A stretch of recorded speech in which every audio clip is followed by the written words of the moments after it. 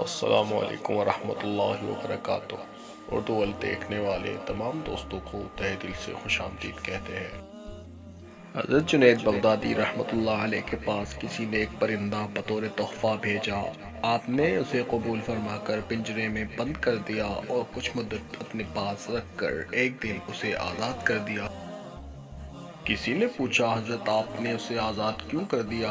آپ رحمۃ اللہ علیہ نے فرمایا، مجھ سے اس پرندے نے بڑی منت سے کہا تھا، اے جنید، افسوس ہے کہ تو اپنے دوستوں سے ملاقات کا لطف اٹھائے اور مجھے میرے دوستوں سے ملنے سے دور رکھے اور پنجرے میں بند رکھے۔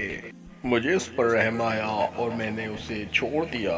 اڑتے وقت وہ کہنے لگا، پرندہ یا جانور جب تک اللہ کے ذکر میں مصروف رہتا ہے آزاد رہتا ہے، جہاں اس پر غفلت طاری ہوتی ہے قید میں مبتلا ہو جاتا ہے۔ اے جنید، میں یاد الہی سے صرف ایک دن غافل رہا تھا، جس کی سزا میں مجھے پنجرے کی سخت سزا بھگتنا پڑی۔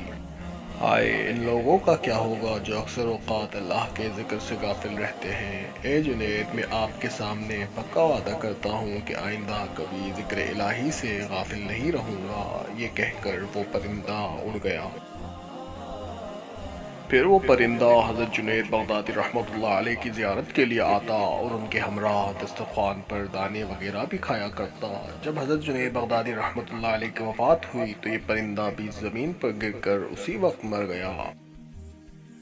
اس لیے لوگوں نے جنید بغدادی رحمۃ اللہ علیہ کے قریب اس پرندے کو دفن کیا۔ بعد وصال کسی نے خواب میں دیکھا تو پوچھا کہ آپ کا کیا حال ہے؟ انہوں نے جواب دیا، چونکہ اس پرندے پر میں نے رحم کیا تھا، اس لیے اللہ نے مجھ پر بھی رحم کیا۔